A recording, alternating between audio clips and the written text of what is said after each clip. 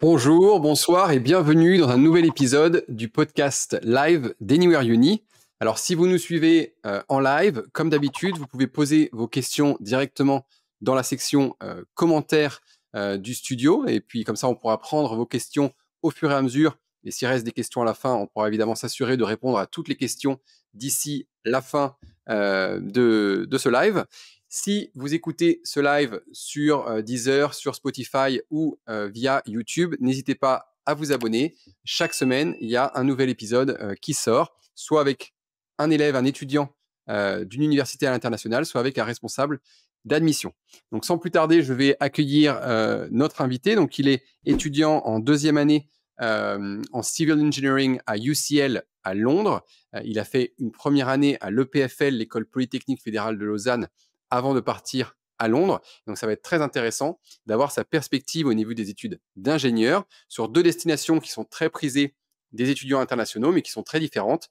L'École Polytechnique Fédérale de Lausanne d'un côté, et puis UCL, University College London, à Londres de l'autre. Alors, Kweli, bonsoir, comment vas-tu? Je suis content de te revoir. Ça fait quelques, je sais pas si ça fait quelques années, mais ça fait un moment en tout cas qu'on n'a pas échangé. Donc, bienvenue. Comment vas-tu? Je vais très bien, merci beaucoup. On va y aller dans l'ordre au niveau de ton parcours, comprendre un petit peu d'où tu viens, et puis on va arriver d'abord sur ton expérience à l'EPFL avant de passer à ton expérience à UCL. Donc, est-ce que tu peux te présenter brièvement pour ceux qui nous écoutent, voilà, d'où tu viens, où est-ce que tu as vécu avant de partir à l'université? D'accord, donc bonjour, moi c'est Kweli, je suis né en France et j'ai vécu, en France, pendant toute mon enfance, donc une grande partie, de l'école primaire. Puis ensuite, à l'âge de 7 ans, je suis parti vivre, en Angleterre où j'ai continué ma scolarité, j'ai fini l'école primaire et j'ai fait, tout mon collège à Londres. Et puis, ensuite finalement, après, 7-8 ans, de vécu à Londres, je suis finalement, parti déménager à Dubaï, où j'ai fait, du coup, mon lycée à Dubaï, et avant de finalement pouvoir obtenir mon baccalauréat et de partir étudier, 1 an, à l'EPFL, qui, ne s'est pas forcément, super bien passé, et puis ensuite, après avoir réappliqué, en Angleterre, du coup, je suis parti vivre en Angleterre et j'ai commencé des études d'ingénierie, civile, à UCL. Alors, quelle spécialité tu avais choisi au lycée? Et en termes de dossier scolaire, est-ce que tu peux nous donner une petite idée un petit peu de tes notes en première et terminale et au bac? Donc, en termes de spécialité, en première, j'avais choisi 3 spécialités. J'avais choisi physique, chimie, maths et SES, et je devais avoir, à peu près je devais être à 14 en maths, à peu près 12 en physique et 16-17 en SES. Et puis ensuite, j'ai lâché du coup la spécialité, sciences économiques et sociales, et en terminale, je n'ai gardé que les mathématiques et la physique. Et la terminale a été un peu plus rude, donc je devais être, aux alentours de 12-13 dans les 2 matières et puis finalement, au baccalauréat, j'ai eu du coup, 18 dans les 2 spécialités maths et physique-chimie. Ouais, donc c'est vraiment au bac que tu t'es révélé, et c'est le bac qui t'a permis d'envisager des universités très sélectives, hein, parce que ce soit le PFL ou UCL, c'est des universités très prestigieuses. Ok, et en termes de niveau d'anglais, est-ce que tu avais passé un test d'anglais spécifique? Quel était ton score et ton niveau d'anglais? En termes de niveau d'anglais, j'ai passé le IELTS. Alors je ne me souviens plus exactement, de tous mes scores spécifiques, mais je crois que j'ai dû avoir 8, et avec plus de 7 dans la plupart, des catégories à part, le writing. Donc ouais, donc tu étais vraiment déjà bilingue. En même temps, tu avais vécu à Londres, Londres longtemps, donc ça s'explique. Puis à Dubaï. Ok. Donc un dossier scolaire scientifique avec des résultats plutôt moyens, moyennes, 12, 13, 14. Un excellent bac avec t'as dit un double 18, c'est ça, en maths et physique chimie. Ok. Alors pourquoi est-ce que, déjà à quel dossier de candidature quel dossier est-ce que tu as déposé en terminale? Qu'est-ce que tu regardais comme programme? Et au final, pourquoi est-ce que tu as choisi d'aller à l'EPFL? Donc, en terminale, j'ai déposé beaucoup de dossiers de candidature différents dans, heu, à peu près 4 pays différents. Donc en Angleterre, j'ai fait UCAS, et j'avais déposé un dossier à UCL, à, Édimbourg, à Southampton, à Exeter, et à Bath, et j'avais reçu, du coup des offres pour, heu, Edinburgh, Southampton, Bath et Exeter, mais j'avais pas reçu d'offre pour UCL. En France, j'ai appliqué pour, plusieurs prépas, différentes. Alors je ne peux plus exactement toutes les nommer, mais principalement des prépas parisiennes. Mais avec, mes notes anticipées au baccalauréat, c'était assez compliqué, donc j'avais pas eu, d'admission, dans les prépas en France. Et sinon, j'avais principalement aussi beaucoup regardé les dossiers aux États-Unis, donc j'avais passé mon SAT, j'avais fait mes lettres de motivation, et tous les essais que j'ai dû écrire, et j'ai appliqué aux États-Unis. J'avais appliqué à, UC Berkeley, Carnegie Mellon et Boston University. Tu peux repréciser les notes que tu as eues au bac anticipé, des épreuves anticipées? Alors les erreurs anticipées, on ne nous disait pas exactement dans notre liste combien. En français, j'avais eu 15 dans les 2, donc à l'oral et à l'écrit. Excellent bac, comme on le sait, une école comme l'École polytechnique fédérale de Lausanne, la seule chose qui les intéresse, c'est de s'assurer que l'élève a les spécialités nécessaires, donc spécialité maths, spécialisée physique-chimie en terminale. Et à partir du moment où l'élève a ces spécialités-là, à l'époque, en tout cas à ton époque, il fallait 16 de moyenne générale au bac, 16 en spé physique-chimie, 16 en spé maths, pour avoir une offre automatique en première année à l'EPFL. Aujourd'hui, juste un petit aparté, aujourd'hui il y a un quota, il y a un nombre limité maintenant de places pour les étudiants internationaux. L'année dernière, ce qu'on a vu avec nos élèves, on était à peu près à 17,2 de moyenne générale au bac.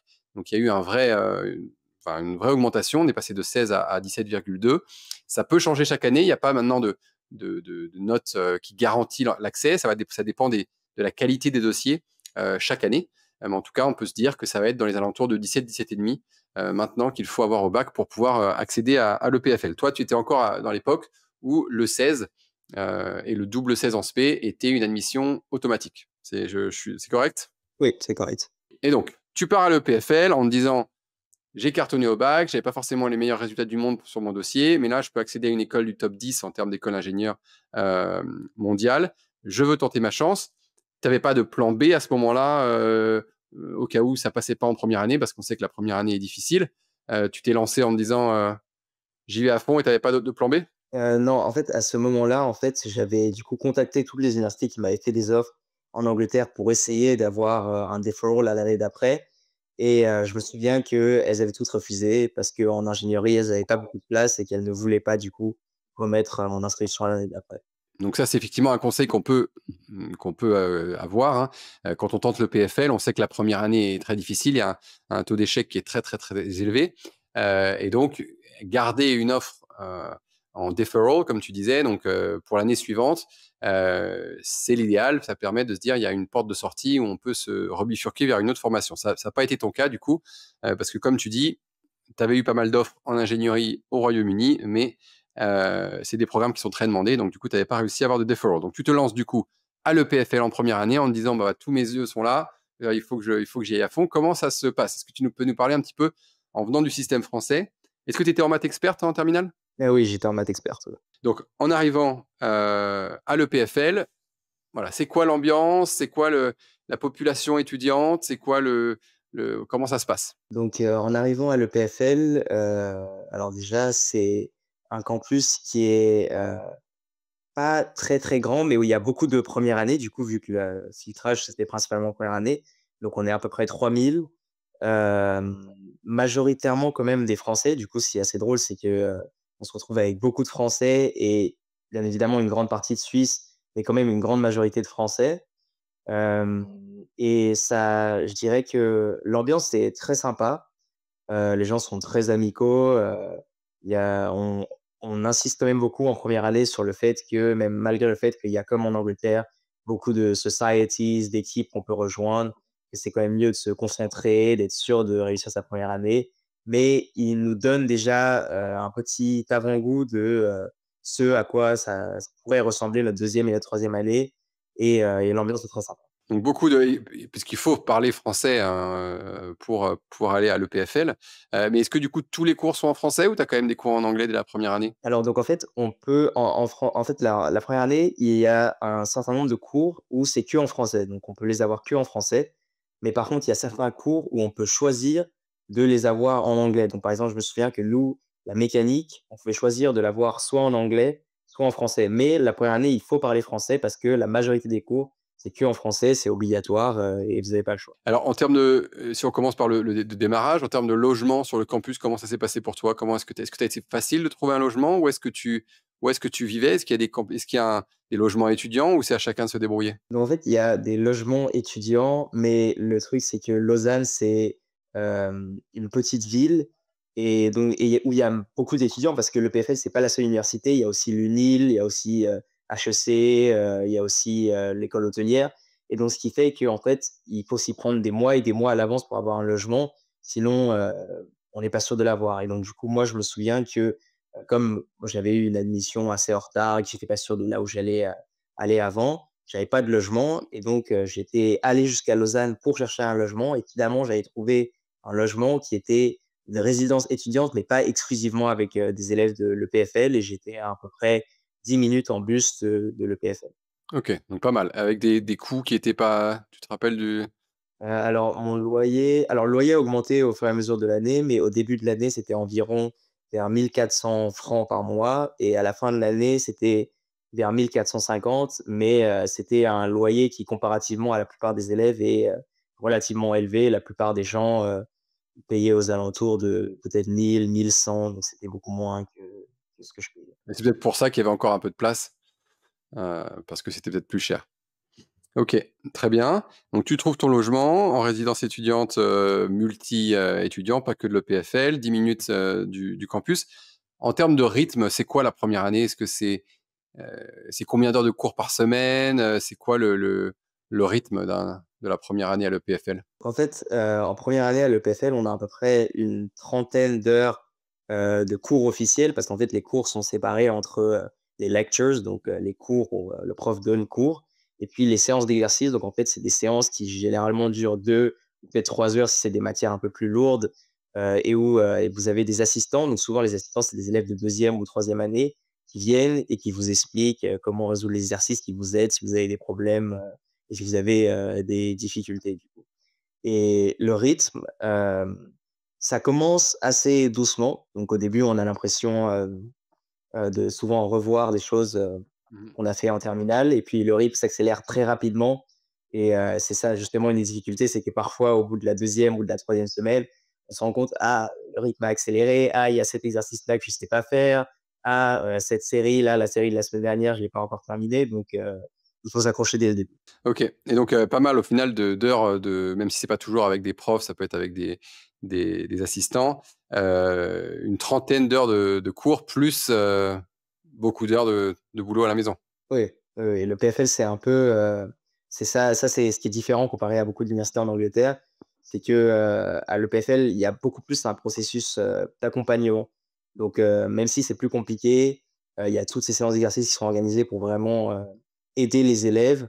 Là où, par exemple, en Angleterre, bon, on a beaucoup moins d'heures de cours, on en a peut-être, une vingtaine, mais ensuite, bah, on est un peu laissé à nous-mêmes et on doit faire tout le travail tout seul, chez nous. Et alors en termes de matière en première année à l'EPFL, est-ce que c'est tout le monde fait la même chose ou est-ce que déjà on se spécialise vers, une spécialité d'ingénierie ou est-ce que tout le monde fait des maths, tout le monde fait de la physique, tout le monde fait le même programme?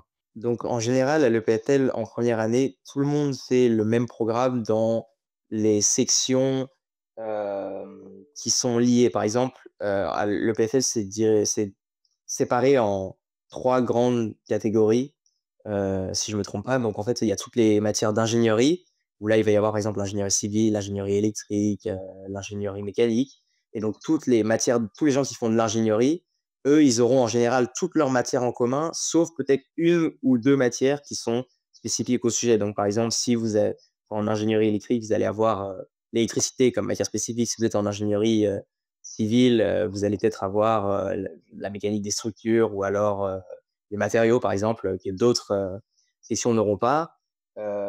Et ça, c'est pour toutes les matières d'ingénierie et de la même manière que pour les matières, par exemple, ce qu'on appelle les sciences fondamentales, qui sont que les maths et la physique, bah, là, ils vont avoir des matières qui sont différentes. En général, ils auront par exemple une matière d'analyse qui sera plus poussée, une matière d'algèbre linéaire qui sera plus poussée. Ok, donc dès la première année, on va aller. Les étudiants peuvent choisir des cours un peu plus spécifiques sur tel type d'ingénierie ou un autre. Non, on peut pas choisir, des cours, mais en fait, en fonction en fait, il y a les 3 grandes sections et si, par exemple, vous faites de l'ingénierie civile, bah, vous aurez les mêmes cours que tous ceux qui font de l'ingénierie. Si vous faites des maths et de la physique, bah, vous aurez les mêmes cours en général, que ce soit maths ou physique, et donc du coup, Très bien. Et alors, en termes d'examen, comment ça se passe? À quel moment? Est-ce que c'est tout au long de l'année? Est-ce que c'est des grosses sessions d'examen? Et comment est-ce que c'est organisé pour cette sélection d'élèves qu'on sait qui est très, très dure en première année? donc c'est 2 sessions principalement. Donc une, qui est, en janvier. Donc du coup, c'est en général, après, les vacances/révision, de Noël et une qui est en fin d'année, vers, fin juin, début juillet. Par contre, il peut y avoir des matières, mais en général, c'est une ou 2 matières où vous avez des midterms, donc vous avez des examens au milieu du semestre, Ok. mais qui en général comptent pour une certaine partie de la matière, mais la plupart des matières, je dirais 90 de matières et c'est un examen, à la fin du semestre, un gros examen. Donc, gros examen sur table à la fin du semestre. Grosse pression sur ces examens. C'est quoi l'ambiance quand on arrive dans cette période-là? Je dirais que en fait, c'est là où tout le monde se réveille. En fait, pendant, le restant de l'année, tout le monde, vient souvent, vous voir et vous dites: «Ah oui, comment ça s'est passé, les cours, tout ça, est-ce que ça va?» Tout le monde dit: «Non, mais là, ça va, il y a pas trop de travail, c'est pas très compliqué», et puis ensuite les 3 dernières semaines, vous vous rendez compte que: «Ah non, en fait, ah mais il y a trop de travail, comment je vais faire?» Donc on entend beaucoup plus les élèves paniquer, pendant je dirais les 3 semaines avant l'examen. Et donc, après cette première série d'examens, donc, comme tu disais, après les vacances d'hiver, de Noël, là, il y a certains élèves qui, de par leurs résultats, savent déjà qu'ils sont pas éligibles pour passer en deuxième année. D'autres qui vont se retrouver dans une situation où il y a des choses à rattraper, mais qui peuvent continuer et espérer rattraper les choses en fin de première année. Et d'autres qui vont tout valider d'un coup. C'est à peu près ça les catégories dans lesquelles on peut se retrouver? À peu près les 3 catégories. Donc soit, vous avez pas eu la moyenne qu'il fallait, donc en général, au premier, je crois que c'est 3,5 au premier semestre et donc du coup là, Sur combien? on s'oriente c'est sur 6, toujours sur 6. Et donc là, on s'oriente vers, la mise à niveau. Donc du coup, c'est, bah, c'est vraiment une mise à niveau, donc plusieurs matières, que, on va devoir prendre du coup au deuxième semestre, heu, qui en général ressemblent un peu aux matières du premier semestre, mais vont un peu plus dans le détail, sont plus poussées sur certains aspects, un peu moins poussées sur d'autres. Soit effectivement, vous avez plus de 3,5 mais, vous avez par exemple, moins de 3,5 dans certaines matières, ou dans un certain bloc parce qu'en fait, à l'EPFL, c'est séparé entre bloc 1 et bloc 2 et à la fin de l'année, il faut que vous ayez eu dans la moyenne plus que 4 sur les 2 blocs et donc ça veut dire que imaginons que mais vous allez avoir des matières du bloc 2 au premier semestre. Donc si, par exemple, vous passez votre premier semestre et que vous avez, par exemple, plus de 3,5 donc vous avez genre 3,6 mais qu'au bloc 2 vous avez 3,2 par exemple, parce que vous avez eu 2 matières du bloc 2 et vous avez eu 3 et 3,5, bah, ça fait que du coup, vous avez stress au deuxième semestre de remonter votre note, du bloc 2, sinon vous allez devoir reprendre ces cours-là l'année prochaine, et souvent recommencer. Et oui, effectivement, il y a la troisième option où, bah, vous passez, vous avez plus de 3,5 ou même plus de 4 dans tout, matière et là, il y a aucun souci. Et alors, qu'est-ce qui est surprenant là? Est-ce que ça note particulièrement dur? Est-ce que les examens vont au-delà de ce que vous imaginiez? Qu'est-ce qui fait que c'est enfin, qu'il y a tant, parce que je crois que le pourcentage, c'est quasiment 50% hein, des élèves en première année qui vont pas passer tout de suite en deuxième année. Et qu'est-ce qui fait qu'il y a un taux d'échec si fort? En fait, ce qui fait qu'il y a un taux d'échec si fort, c'est que c'est un peu des examens, style prépa. Ça veut dire qu'ils font des examens qui sont intentionnellement très, très durs. Pour qu'en fait, il y ait, un très grand écart dans les notes et donc en fait, ce qu'ils font après, c'est qu'ils appliquent, une gaussienne et la gaussienne, ils avec leur gaussienne, ils font en sorte de filtrer à peu près les élèves qu'ils ont envie de filtrer. Donc s'ils ont envie que, par exemple, 60 des élèves partent, bah, D'accord. 60 ils font leur gaussienne pour que 60 des élèves partent. Donc par exemple, je me souviens que j'avais, surtout dans certaines matières où la gaussienne est très, très forte. Par exemple, j'avais un ami, qui, avait fait que 2 exercices sur 3, je me souviens, de notre évaluation de physique. Mais comme il y avait la gaussienne, il a quand même eu 6 sur 6 parce que c'était une des meilleures copies des copies qu'il y avait. Ok, oui, ça. Donc en fait, c'est plus par classement en fait, et avec un pourcentage qui vont couper quoi. Ouais. Quand vous rentrez dans le deuxième semestre, est-ce que là c'est beaucoup plus studieux du coup? Oui, quand on rentre dans le deuxième semestre, en fait, beaucoup ont déjà du coup, bon, moi, j'étais dans la mise à niveau, donc c'était un peu différent.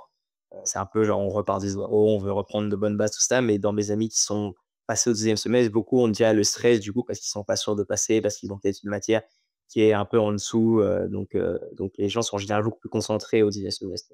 Alors, est-ce que toi, tu as l'impression que ça te correspondait, ce type d'environnement? Est-ce que tu dirais que ça correspond à quel type d'élève qui pourrait se plaire à l'EPFL? Je dirais que, ça correspond, aux élèves qui sont très indépendants, parce que, aussi à l'EPFL, il y a aucune obligation de venir en cours. Donc il y a pas de attendance, on regarde pas si vous êtes là, c'est vous, pas. Donc en fait, tant que vous venez aux examens, si vous passez vos examens, c'est bon. Donc du coup, ça fait que je dirais que moi, par exemple, il y a beaucoup de cours que j'ai ratés, où j'ai pas été présent, soit parce que j'étais en retard, soit pour d'autres soucis. Donc je dirais oui, principalement les élèves, indépendants. Avec du recul, moi je dirais que, c'était quelque chose qui me correspondait, mais j'étais beaucoup trop immature avant, pour vraiment travailler de mon côté. Mais si franchement, si vous êtes, capable de travailler de votre côté, c'est, je pense, un des meilleurs environnements, parce que vous du coup, vous avez votre propre, emploi du temps. Vous savez exactement ce que vous allez faire, quand vous allez le faire, donc ça, c'est vraiment pas mal. Et pour ceux que tu connais qui sont passés en deuxième année, est-ce que le rythme est toujours aussi intense chaque année ou est-ce que ça se détend après en deuxième année? Alors le rythme est toujours aussi en fait, ça dépend parce qu'en fait, souvent en deuxième année, il y a beaucoup de cours qu'on peut choisir, mais s'il y a toujours un trou commun qui est non négociable, bien évidemment, que tout le monde doit avoir. Il y a des cours que vous pouvez choisir, donc certains choisissent des cours qui sont très, très durs, comme matière optionnelle et d'autres choisissent des matières qui sont plus simples. Mais je dirais qu'en général, pour la plupart des gens, la deuxième année est quand même moins difficile parce qu'ils ont appris à travailler, mais les cours, les, heu, l'essence même des cours n'est pas plus facile. C'est-à-dire que les matières sont pas plus faciles, c'est juste que vous êtes plus habitués, vous savez mieux travailler, donc vous êtes moins stressé, vous savez ce qu'il faut faire et quand il faut le faire. Bon, alors si ceux qui sont en live avec nous ce soir, n'hésitez pas à mettre vos questions dans le chat. On va passer à UCL. Du coup, première année à l'EPFL, comme tu dis, tu n'avais pas encore la maturité peut-être pour avoir l'indépendance et la rigueur pour suivre ce genre de rythme. Et donc, tu te retrouves en fin de première année à ne pas pouvoir continuer. Alors, qu'est-ce que tu fais à ce moment-là? En fait, j'ai haché mes résultats, de l'EPFL et j'apprends que je peux plus continuer, après que toutes les inscriptions, aient fermé, donc que ce soit, Deadline UCAS passé. Ouais. Mm. tout était fermé, même UCAS était fermé. Donc du coup, il me restait, plus que, le clearing. Donc du coup, j'ai attendu, le jour des examens, et puis j'ai, du coup, le jour du clearing, j'ai appelé les universités une par une et j'ai négocié avec les universités, pour savoir si elles avaient une place. Et donc le clearing, c'est entièrement sur, les résultats que j'avais eu au baccalauréat. Ça n'avait vraiment, tout le reste n'avait rien à voir. Même mon dossier n'était pas important. Quand vous êtes au clearing, tout le personal statement, tout ça, c'est plus important. Je me rappelle que j'ai même pas, changé mon personal statement qui était écrit à la base pour faire de l'ingénierie électrique et je l'ai même pas changé quand j'ai appliqué pour faire de l'ingénierie civile. Ouais, donc pour rappel pour tout le monde, le clearing, c'est ce processus donc au Royaume-Uni, il y a une deadline sur la plateforme donc de candidature qui s'appelle UCAS.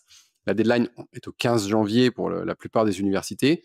Après cette deadline, voilà, il y a une période, bon, on peut toujours candidater, mais on peut être pénalisé. Mais ensuite, il y a quelque chose qui s'appelle donc le clearing, comme disait Kweli, qui ouvre après, où on peut en fait, notamment pour les élèves qui n'ont pas eu, qui ont reçu des offres conditionnelles, mais qui n'ont pas eu les notes qu'il fallait au bac, par exemple.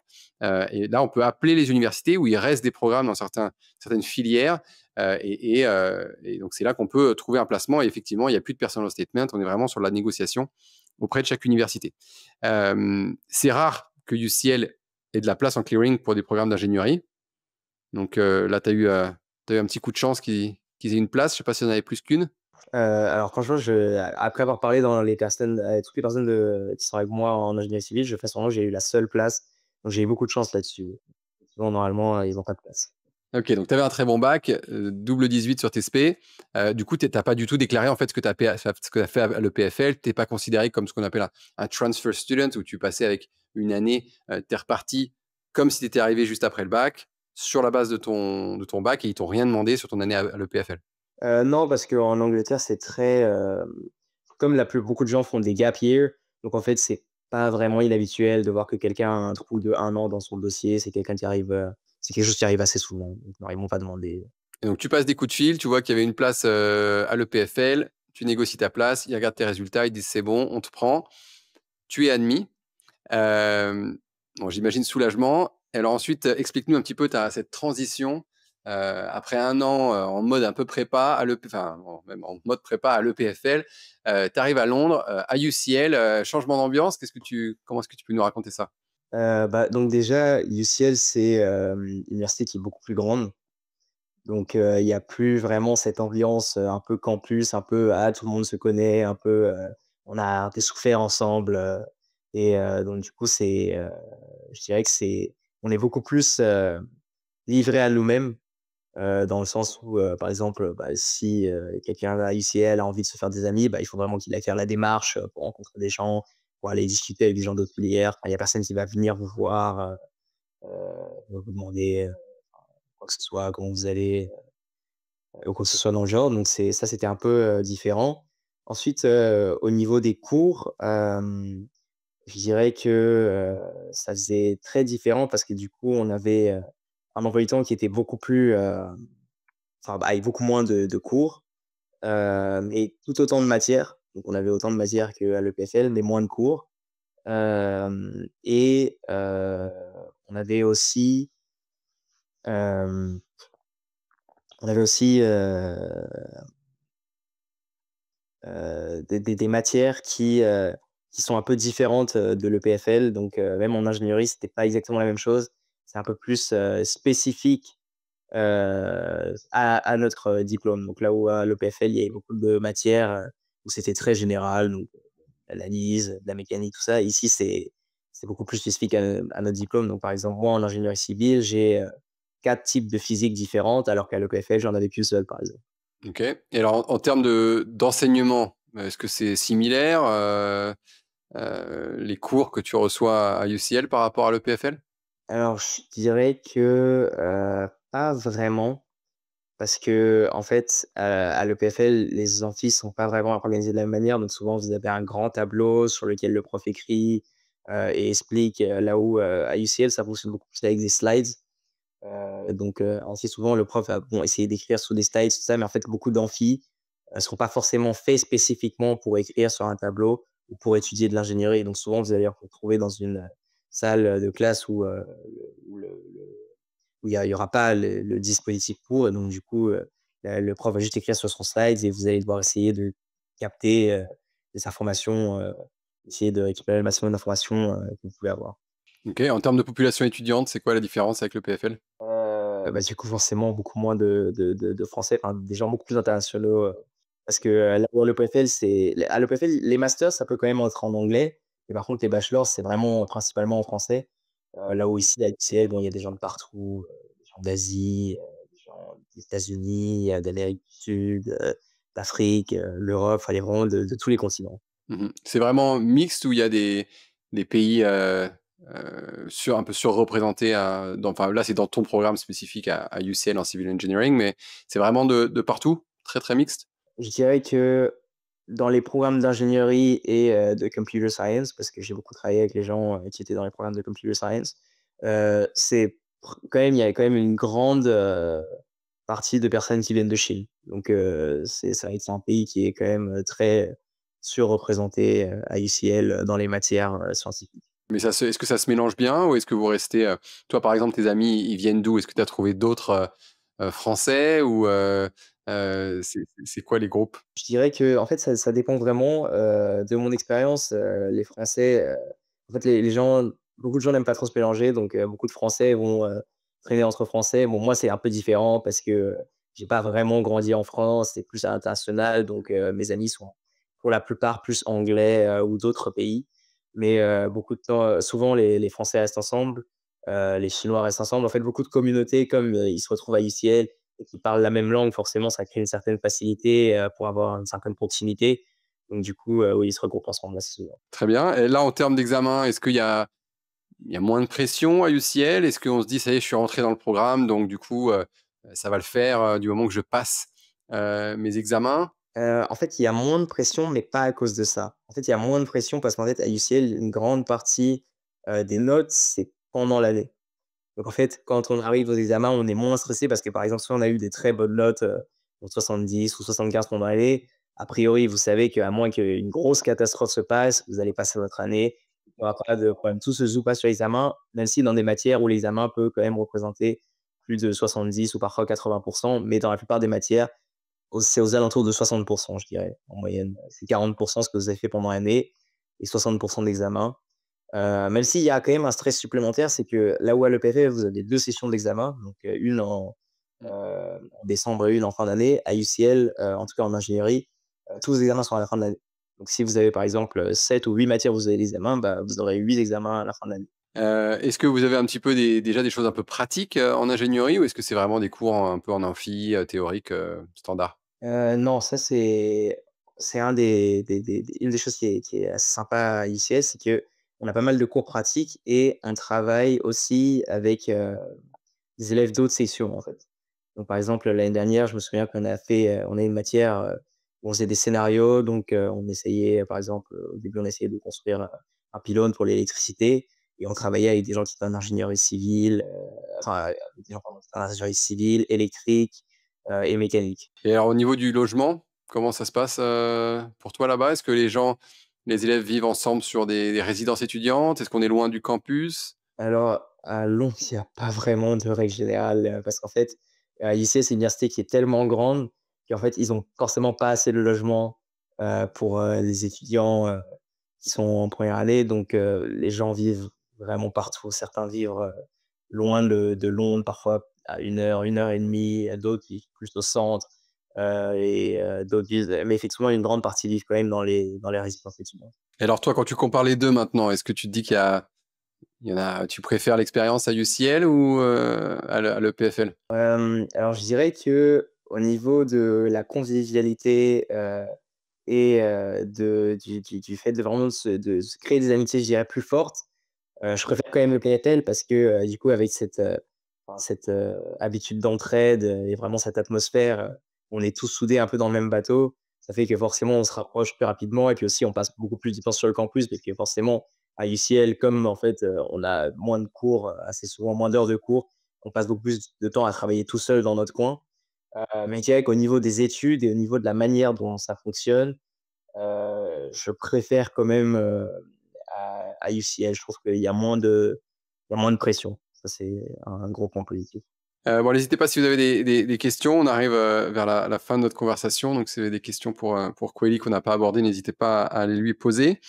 Ce serait quoi tes conseils justement pour des élèves qui regardent un petit peu, bon, l'ingénierie sur la zone Europe, y compris le Royaume-Uni, qui hésitent entre des écoles, comme les 2 dont on a parlé aujourd'hui? Est-ce que tu aurais des conseils pour des élèves de seconde, première, début de terminale qui se posent des questions? Bah, je dirais en fait, un bon conseil, ça peut être vraiment d'aller regarder, bon après les programmes d'ingénierie, c'est un peu différent parce que c'est un peu, la même chose partout, dans le sens où, vous allez avoir des matières différentes, mais bon, la mécanique, ça reste la mécanique, les maths, ça reste les maths. Vous allez pas faire des maths qui sont très différentes, mais allez vraiment regarder quand même les cours et voir l'ordre, et la manière, dont c'est enseigné et surtout comment c'est condensé. Donc, par exemple, vous avez des universités où ils vont, par exemple, prendre, une matière et la par exemple, faire tous vos maths et la condenser en un semestre. Vous avez d'autres universités où c'est plus, étendu, donc ça va être au cours d'1 an, votre cours va être, tout au long de l'année. Donc ça peut, vraiment changer. Par exemple, à UCL, ils sont beaucoup plus, sur le fait de se dire: «Ah non, on a des cours, qui ne durent que, 1 semestre». Du coup, vous pouvez par exemple, parfois avoir, toute votre physique et en un semestre Ensuite, pendant le deuxième semestre, vous n'avez pas de physique.